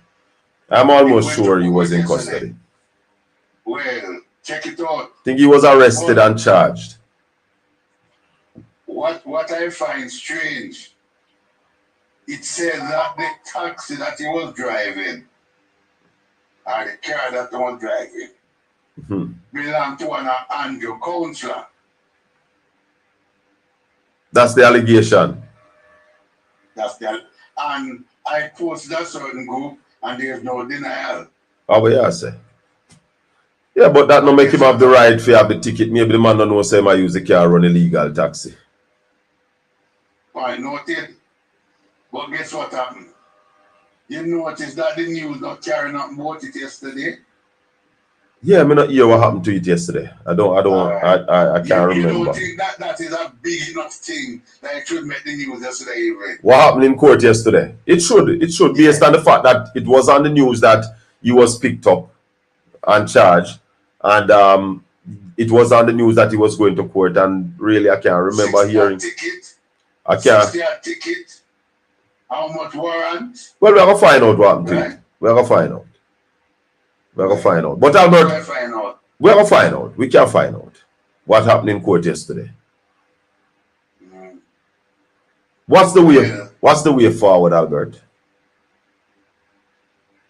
Let me tell you, the way forward is this. We have to stop brag and boast. We need to invest more in agriculture. We have to get up and we can feed ourselves better. Right? And agriculture the quickest one. Because you can't get vegetable and all of them things there. You know about it more than me. In weeks. Right? And we have to try to cut back on a lot of our import. My concern is that if the dollar starts slide already, can you imagine when people are buying money for going for summer? and for buy stuff for Christmas. Well, probably no need anything for Christmas because they never have a good Christmas last year. They have a good amount of stock. So they probably won't buy up no whole heap of thing. Because the high cost of money, I'm not sure what the sale going to be. It's suit if we keep the stock minimal. But gas price will go up again next week. By how much? You see what you go up by this week? I'm tired to look. Why you go by this week? $2 odd. If it touch $3 next week, don't be surprised. Well, with the dollar going up, it's That's easy to predict. That's correct. Albert. But there's no easy way out. Let us be frank. Whether or not it's this government or a new government, there is no easy way out from where we are now. Because we have to spend a lot of money to stop the slide of the dollar. Shaka, let me tell you something. Some of us are so naive. But every time you go anywhere, go buy anything now. I'm not talking about clothes because I couldn't tell when last my kerchief. Food, or liquor, what have you. That's about it. The question. I want to spend so much money for. If you go to a restaurant and you go buy like a coffin box food, you sit down and eat. Yeah. When the bill come, you have to scratch your head. Yeah, man. Food expensive. That's what one of my viewers said earlier. The cost of food. Terrible. But and there's no cheap food. we're gonna run left here, Albert. Little more. They came brother. Give thanks. I had to call Albert because early in the piece, right after the budget presentation, he said to me that I'm going to tell you something. There's a shortfall in the income from taxes. And it's not something that we are happy about because it's something that will affect the people of Jamaica in a real way. In a real way. And therefore, we have to worry. We have to worry. Because, well, Ilian, it's long time that, you know, eat what you grow and grow what you eat. And it's something that we believe is a main part of saving Jamaica and helping our people to live comfortable. Because we saw the pandemic in 2020 and we saw what happened to the cost to import goods into this island. And the fact that those prices can just go up, shipping costs based upon anything that can happen around the world. The pandemic should have taught us that we as a nation, and that just we, but every country must focus on being able to at least feed themselves. Feed yourself. Because when the attack claps coming on, things can't move. Hungry no nice. And like the song Ambush in the Night. So when a man have to get some food, his brother has to be his enemy. We have to be careful, my people. That's why we talk about organized farming. Farming in a sustainable way. The GLP must be good at the PRing. Because they have convinced so many people that they are doing good at managing the economy. Yet, they always mash up the thing. I want to take the caller. The caller is a very important call that I need to take. Let me take this call. We're live on the here. But I have to take the caller. So just hold a sec for me. Make I take this caller. Here we go.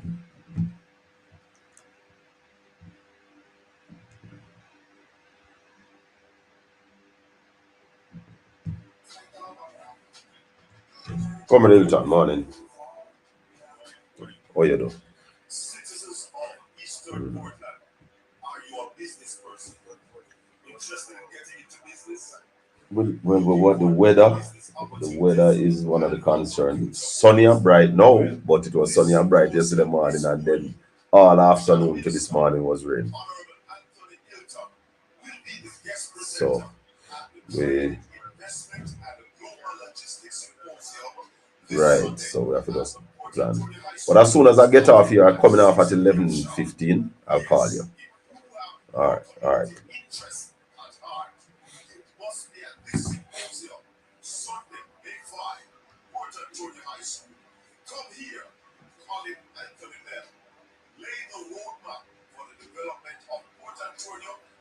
Eastern Portland. It's the trade, investment, and global logistics symposium this Sunday, May 5, Port Antonio High School, 6 p.m. sharp. This one is for everyone. Yeah, man. So the symposium is tomorrow at the Port Antonio High School, starting at 6 p.m. And we're inviting everyone to come out and hear the plans as it relates to investment and the global logistics in Eastern Portland. And Anthony Hilton, the spokesman on trade, investment, and global logistics, will be our main presenter. He was a person just touching base with me a while ago to make sure that everything is all right. And, you know, so we're basically starting the educational process, inviting the people, because we are going to be an inclusive government where all Jamaicans becomes a stakeholder in what it is that we want to do for each community, for each division, for each constituency, for Jamaica. It is about the people of Jamaica. And that's how we intend to do it. And we're not hide from the people. We want to hear you on all these things. The government want to bring him on call for food.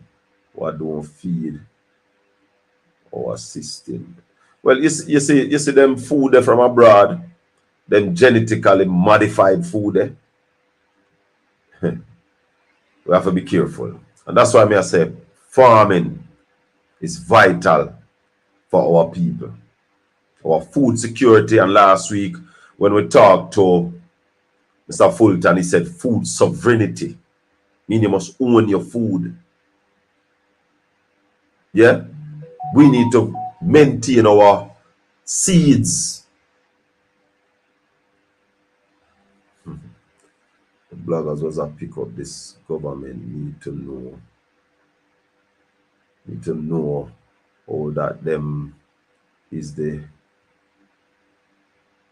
trouble of this. The trouble of this too, because all them thing the GV here for them dog eat them supper. Are that the government? Oh, okay. Simone Beckford. You see, we have to wise up as a people. Really wise up.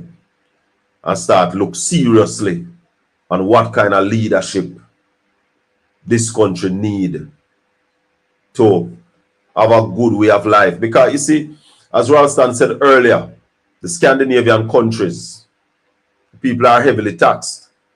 But if you look at their health care, their schools, transportation, second to none, they have the highest standard of living in the world.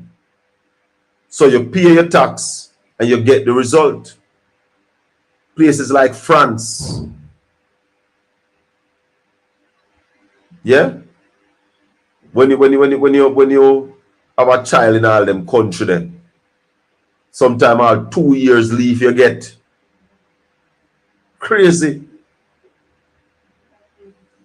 So you get your tax return. Not that one. You get your tax return. So you don't have a problem paying the taxes. Look what this government has done to JUTC. It is a shame. What transportation is going back to in Jamaica? Brother Shaka, what is the average percent and interest rate for usage on credit cards or loans in Jamaica? Do you think that most Jamaicans ever take the time to check how much they are paying back? A whole heap, brother. A whole heap. Worse if you ever take all a cash advance on a credit card. I like maybe about 40%. Yeah, man. It's rough. But if our people don't start show interest in governance, we have got a problem. The lack of interest in governance caused the voter apathy we are having in Jamaica. A lot of people don't vote because they don't believe that we are getting what we deserve. But if you don't vote, it means you are agreeing with what we are getting because you are leaving it in place. You now move it.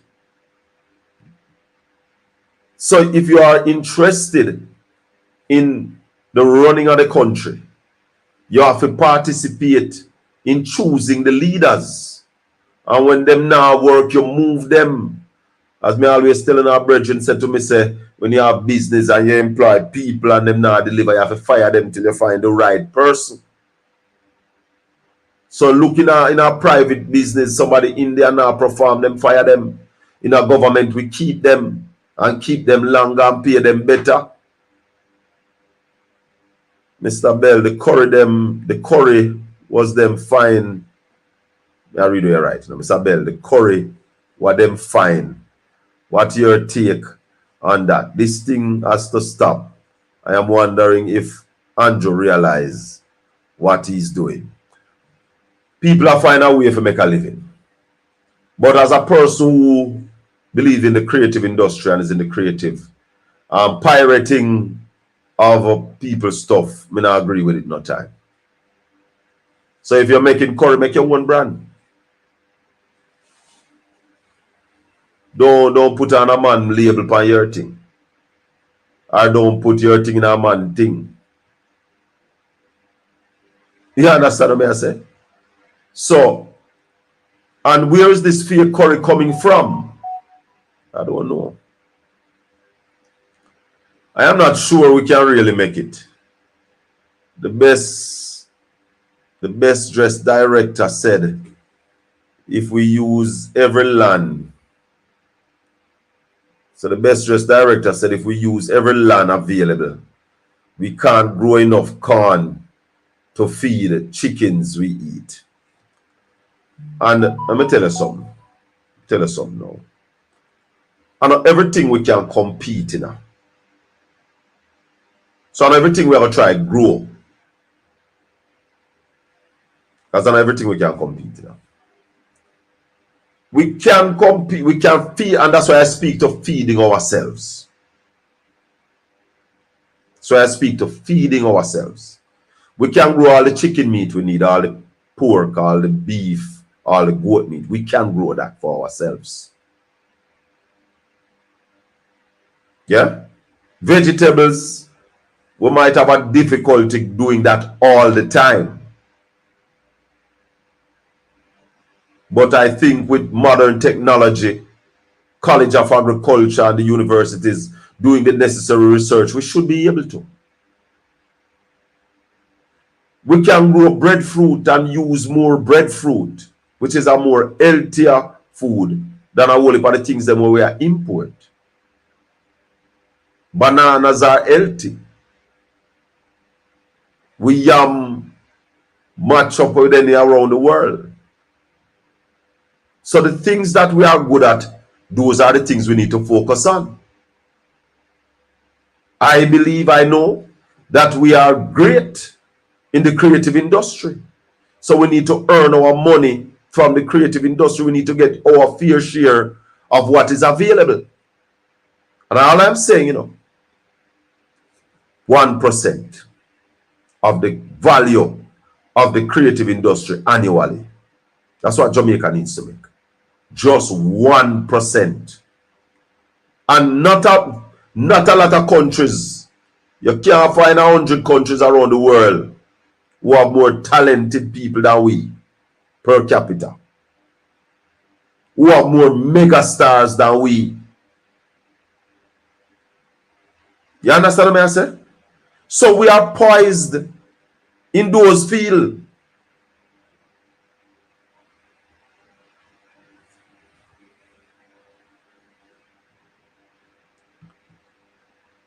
This man I said, Mr. Bell, Simone said, Mr. Bell, in your time going to school, you ever sit in a classroom, in a class with the 60 student? I don't think so, no, not 60. I think we had a big class, but I don't think that grade 9 class with Mr. Mangaroo, I don't think that class was over 30 when me I got compre. Never, no. No, I've never sat in a class with 60. I will say that again. I will say that. Somebody made that speech there. why are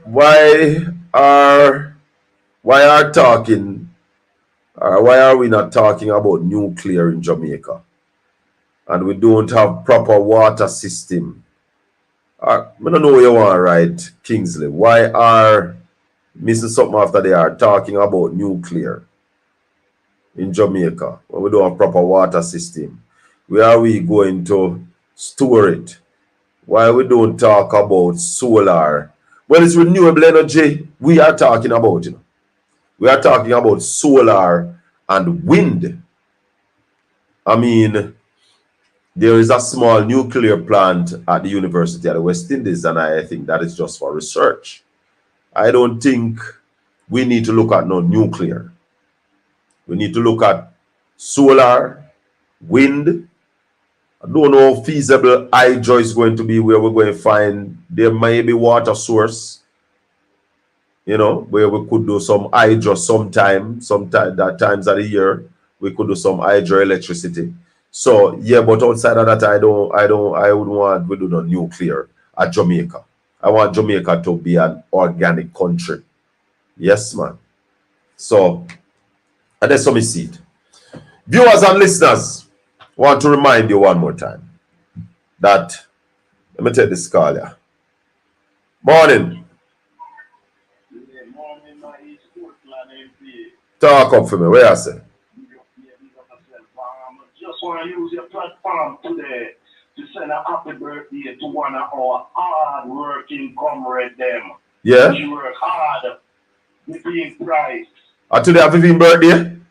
Yes, man. Happy birthday, Vivian. Big up yourself. Speciality program. Blessings, man. Happy birthday, Vivian. Vivian, happy birthday to you. May the good Lord continue to bless and keep you and make his face shine upon you and be gracious unto you. Bless up, Vivian.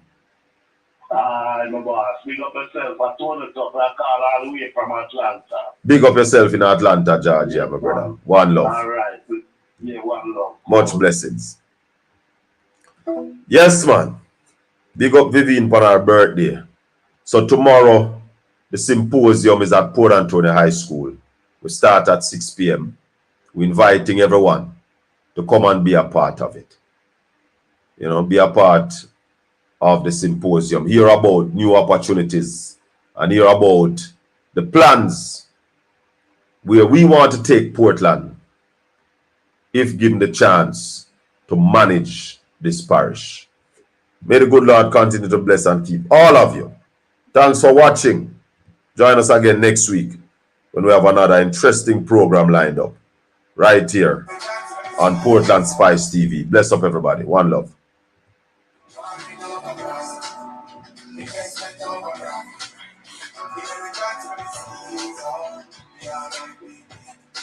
Citizens of Eastern Portland, are you a business person? Interested in getting into business? Looking for new business opportunities and what the future holds? Well, this symposium is for you. Shadow Minister Honorable Anthony Hilton will be the guest presenter at the Trade, Investment and Global Logistics Symposium this Sunday at the Port Antonio High School starting at 6 p.m. sharp. Yes, if you have your community interest at heart, you must be at this symposium Sunday, May 5, Port Antonio High School. Come here, Colin Anthony Bell. Lay the roadmap for the development of Port Antonio and Eastern Portland. It's the Trade, Investment and Global Logistics Symposium this Sunday, May 5, Port Antonio High School, 6 p.m. sharp. This one is for everyone.